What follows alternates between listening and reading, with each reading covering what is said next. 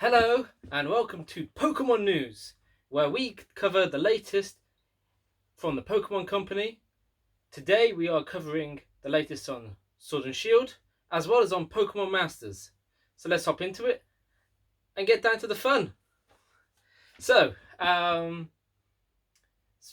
couple of weeks ago, we had a new Pokemon Sword and Shield trailer drop. The entire Pokemon community is currently in uproar because the graphics don't look far enough improved for a Nintendo Switch title. When you look at games like Breath of the Wild and all the rest of it, everyone is getting really worried the Game Freak and the Pokemon Company are not investing the money that we are spending on the games to make sure that they've got the staff that are able to do the job.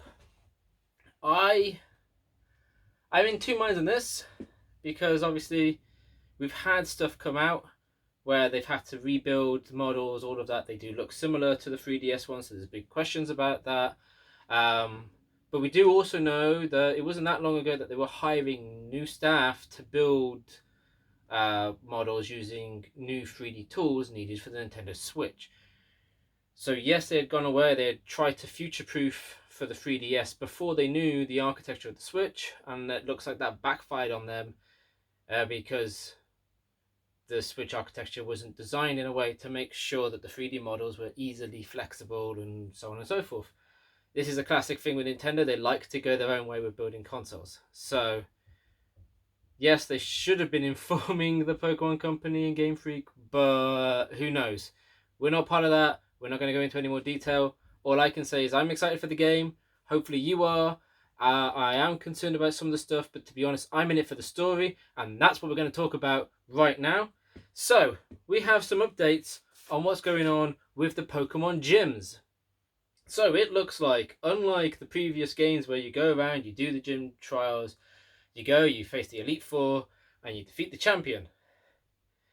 I'm starting to think that this is not the case for Sword and Shield. So, each gym that you come across, you will enter in as part of the gym challenge. This is the overall thing that you're doing for the Galar region. In that, you will enter into the big football stadium, as it looks like. You will get to choose 3 clothings of your choice to wear as your outfit for that. Just like we saw in the trailer where he's in a soccer uniform, there's going to be another 2. I don't know what sports they will be following, but they're clearly going to be sport themed. So look out for that. Hopefully we get more on this soon.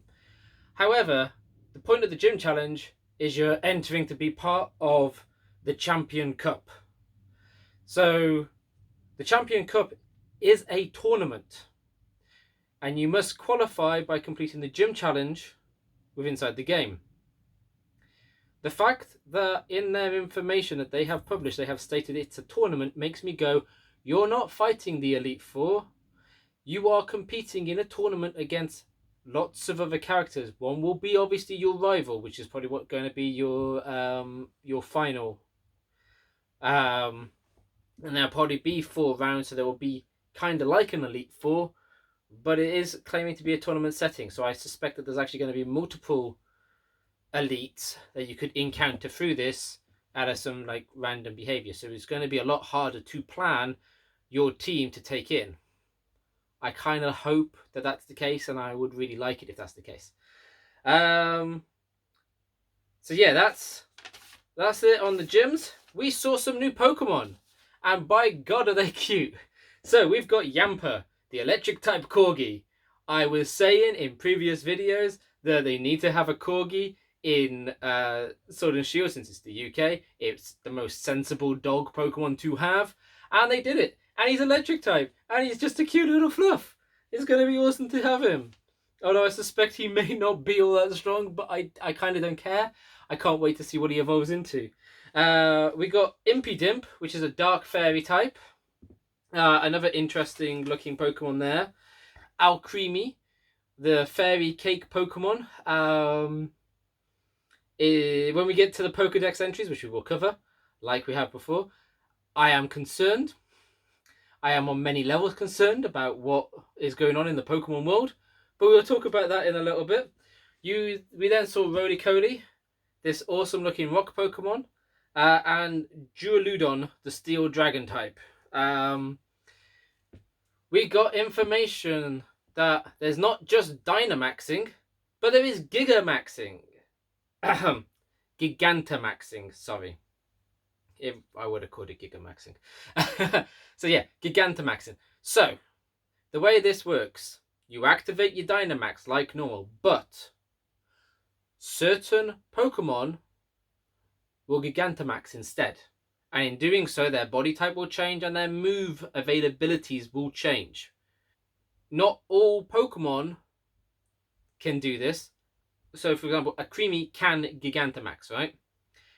But not all our Creamy can Gigantamax. You are looking for certain factors that will reveal that it can Gigantamax. So now when we're out hunting for these Pokemon, we're going to have to look for not just trying to get the best IVs, the best base stats. We are also going to be looking for whatever will tell us that it can Gigantamax. So that's going to add to an interesting part. So, when they Gigantamax, they get G-Max moves. The current ones that we are aware of. The Fairy type G-Max Final, which will heal the team and deals damage to the opponent. The Flying type G-Max Wind Rage, which will deal damage and remove all status effects in like Reflect, Light Screen. So this is going to be an amazing thing to plan when somebody is trying to play defensively. Then the Water type G-Max Stone Surge. In this case, it's just going to scatter a bunch of rocks around that will damage Pokemon when they're swapped out. So this one I was kind of disappointed with because it just sounds like Stealth Rock and moves like it. So that's not all that great. They then also revealed, and this is where there might be desire to get both Pokemon versions. For the first time ever in the Pokemon games, there is going to be physical differences that are not just the Pokemon you catch. They are making gyms exclusive to the types. We do not know how many, but what have been revealed so far is in Pokemon Sword, you will get the Fighting Gym with the gym leader Bay. And in Shield, you will get the Ghost Gym with Alistair. So, two different cities, by the sounds of things, or at least two different gyms within inside that same city would exist. And you will not get the full experience without both versions of the game. The version exclusive Pokemon that have currently been revealed are in Sword, Dino, and Jangmo-o. In Shield, Larvitar and Gumi. There's going to clearly be more version exclusives. I'm expecting to see that when they announce more of the new Pokemon, because some of those will be version exclusive. Now, if you're going to buy the double pack game that comes with the Steel Book, you will get 2 codes in it. They will include 2 Dynamax crystals, so that you can get a hold of Larvitar or Jangmo-o early on in the game. These codes can be used in either game. So if you buy that double pack, you can clearly go and say, right, in Pokemon Sword, I am going to go and use this Dynamax crystal to summon Larvitar in and do a Dynamax raid on it and catch it. Same in reverse. So this is pretty cool. So that's it for updates on Sword and Shield. Let's go over and talk about Pokemon Masters. Now this little mobile game, before we get into any of this, it's already available for pre-registration on iOS and Android store. I would highly recommend that when we finish this video, you hop over there and you pre-register if you like what I'm going to tell you now. So, what do we know so far? It is based on a new island called Pasio. Pasio is an artificial island.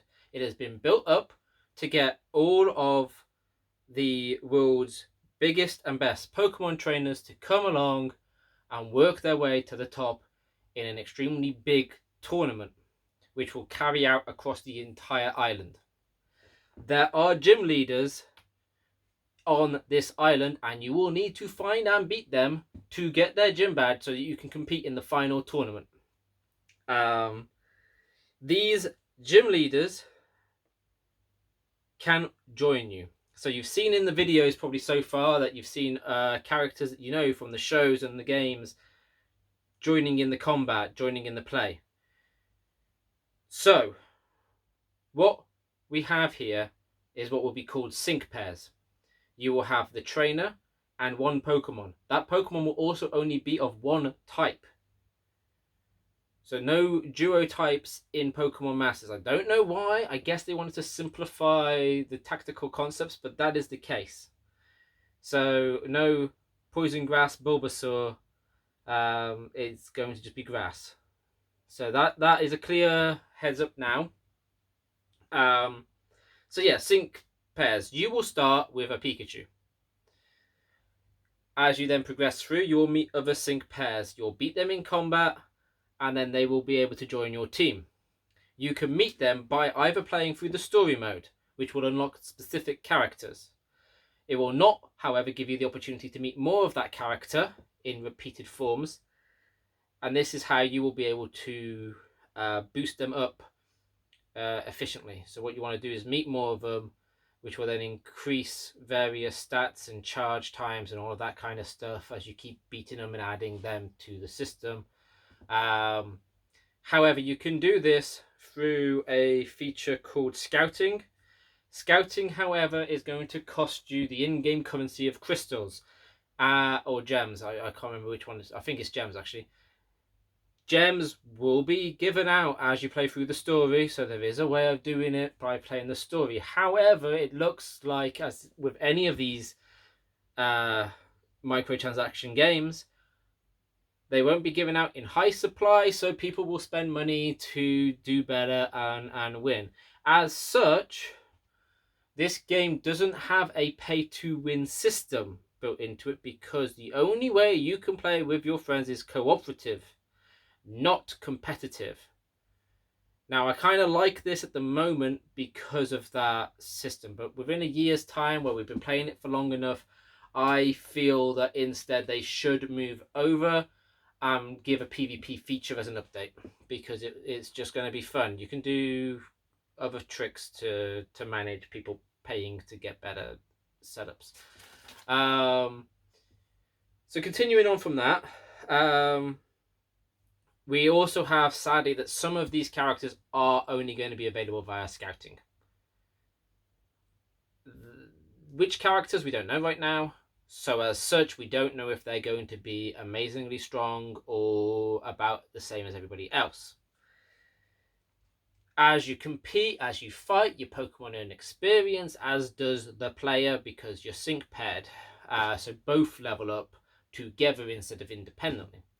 As you're leveling up, moves will be learned, just like in the classic games. You will have your 4 moves, which is great.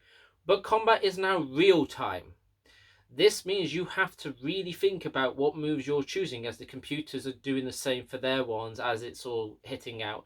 And then that move goes into the classic burn down until it's re-available. As you keep fighting, you're going to build up a new move called the Sync move. So this is kind of like your Z moves and your Dynamax moves and all of that. But instead, this is going to charge overtime in a match. There will be a natural build-up by meeting repeated sync pairs and getting them added. That build-up will be faster. In addition to this, as you're attacking, as you're causing damage, as you're receiving damage, that will give little bonuses to it as well. So this will help you be able to activate that move, and that move then will be a very strong attack. And that can just keep charging. It's not going to be a one-time use, so that's pretty cool. And as I said, it's 3v3. So you've got 3 Pokemon out on the field, and those are your sync pairs. So each trainer is focused on just that Pokemon and just fighting, trying to get out there. A tactical advice here: where you can, you should do all 3 of your attacks on just one Pokemon, take them out, move on to the next one.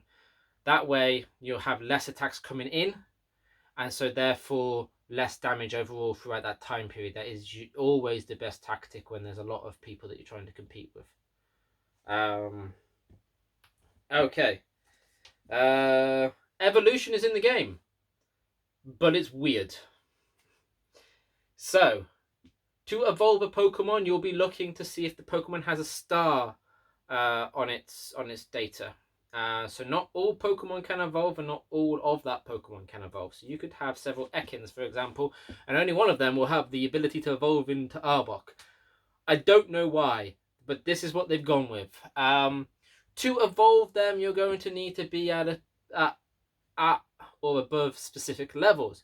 You are also going to need to have evolution crystals or evolution shards that count up to being a evolution crystal. And then you'll be able to activate that. Along with that part, the Pokemon will level up, the base stats will increase like normal, yada yada yada. Some sync pairs will just come with the evolved Pokemon. That is pretty much the kind of limitation there. There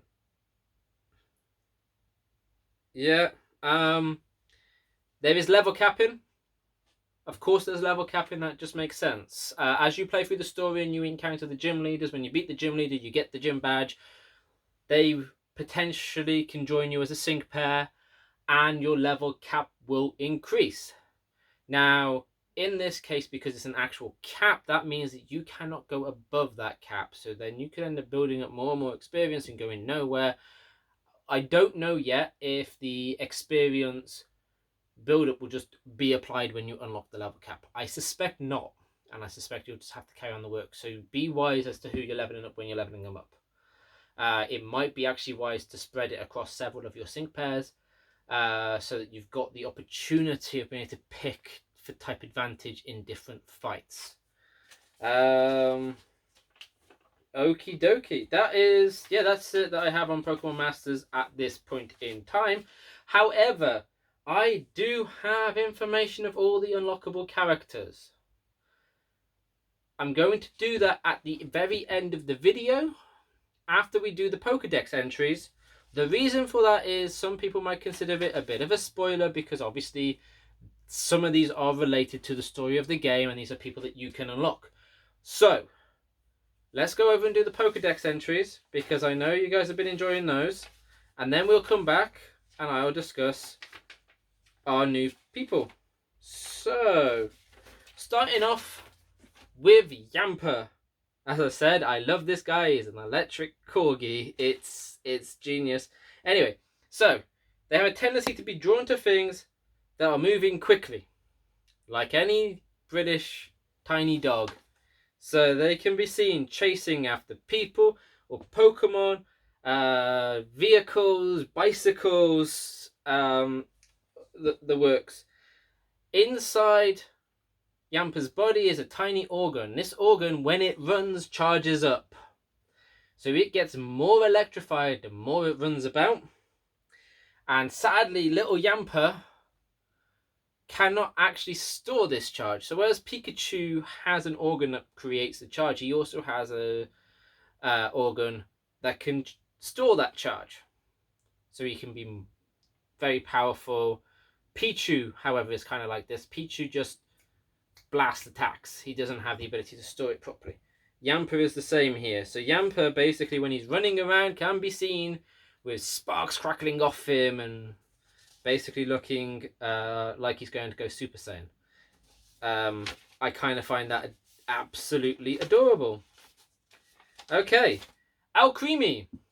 As I said, this is the first of the worrying Pokedex entries for Sword and Shield. Alcremie can produce whipped cream, which comes richer the happier Alcremie is. So this Pokemon lactates cream, and this cream is tastier the happier you got Alcremie.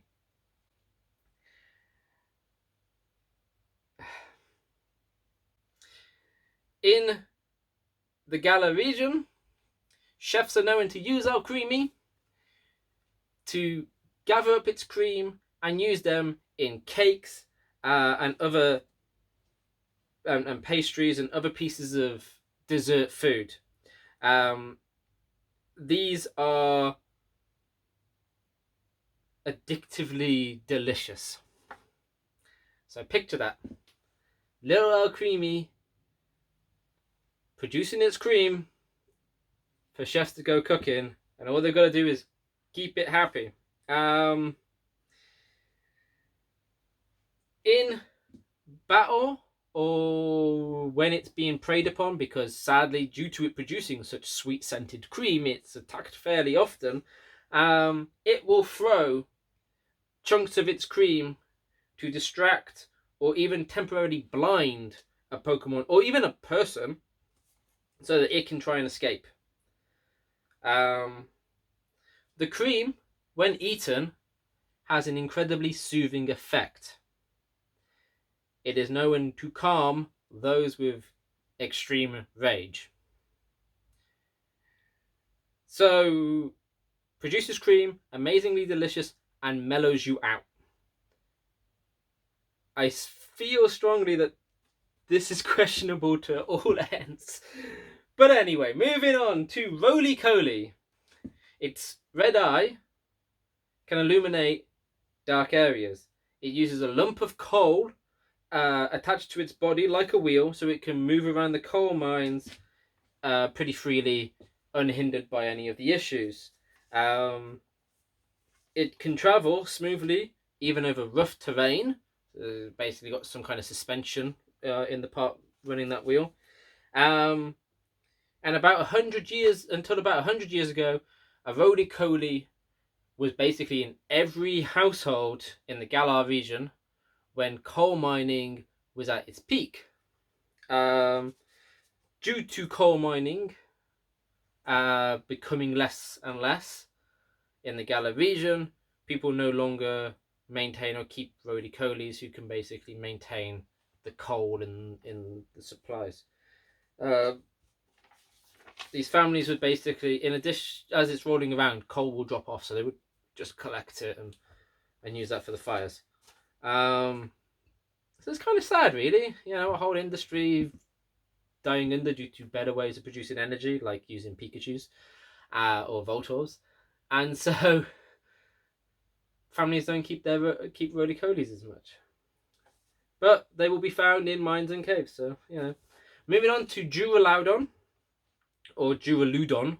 So, the metal composing its body is incredibly durable, but also surprisingly light. So, like titanium. It only weighs about 88 pounds in total. So you saw how big this critter is. He's 88 pounds. That's crazy. That's pretty light. I'll put kilograms up on the screen.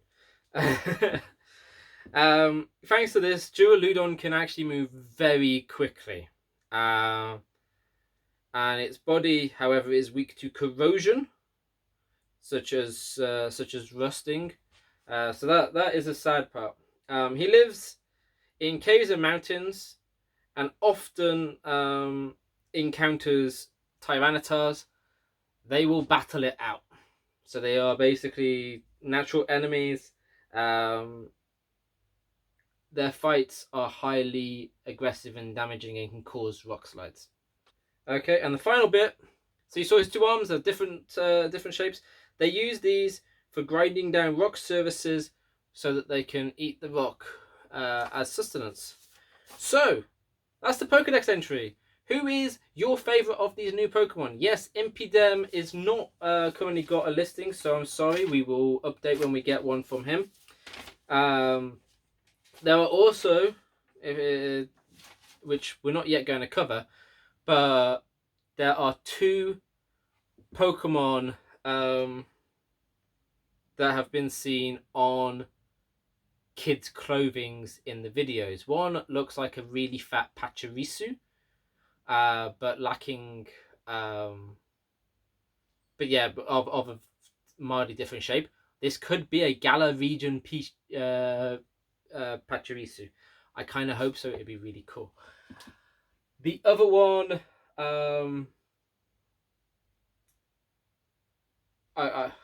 it's a bit hard to tell at the moment. So hopefully in new videos we'll see a bit more.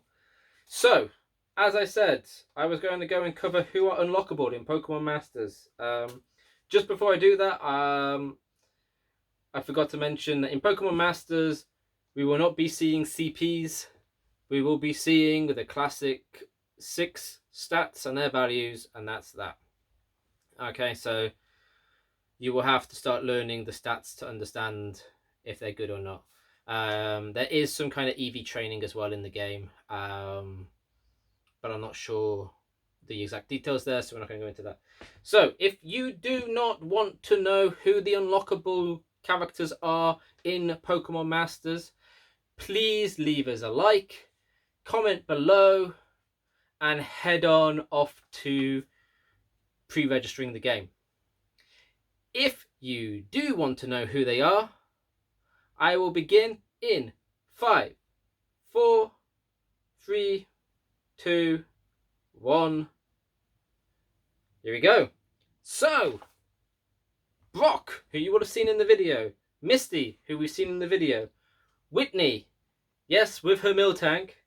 Rosa, Barry, Flannery, Erica, Skylar, Karina, Norman, Price, Iris, Flint, Claire, Viola, Nanu, Koga, Acerola, and Cherin. So we have quite a good examples from all the various games so far. I suspect there will be more. I will not be surprised one bit if all the champions happen to turn out to be there. I will not be surprised if the entire Elite Fours from all the games happen to be there. Obviously, this is a mobile game. Obviously, that means they can update it with new stories, new content whenever they want. So, I know I'm pre-registering. I know I'm going to download the game, and we're going to do a video playing the game. If you would like to be involved with that, let us know. We can definitely do a co-op video using some fun tech to be able to get that all working together nicely. Otherwise, let us know what you think and have fun with the game. It's probably, in my opinion, coming out within a matter of weeks, because it did say that it was dropping in the summer of 2019, and the summer is almost over, sadly. So let's see. But with pre-registration out there, it's going to be soon. If you like what I've been discussing, let us know by hitting that like button. If this is your first time finding my channel and it's because of the Pokemon information, smack that subscribe button. There will be more, and there will be plenty of gameplay footage coming when the games are out. If you want to talk to me directly, I will be checking the comments as they crop up. So please put a comment below and let's discuss what are your favourite things that are coming out of the game. What are you most concerned about with these games? Are you going to be picking up these games, or do you just not care anymore? And instead you're more interested in Game Freak's other game, Town, which looks amazing and really well done and graphically amazing as well. Pokemon Company, Game Freak, I think you muddled your priorities a little bit. But you know what? I don't mind. I'm getting the game.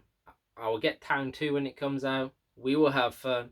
By the way, what do you think of my wonderful Ravenclaw football jersey, jacket, whatever you call them? I got this 2 years back now, actually, at LeakyCon when they were in Dublin. I will be at LeakyCon this October. I will do more about that at a later date. So if you're a Harry Potter fan and you want to go to Boston and be involved in a fun convention, have a look into LeakyCon. Maybe I'll see you there, but expect more announcements on that as well at a later point. So for now, thank you for watching, and until next time, keep it geeky.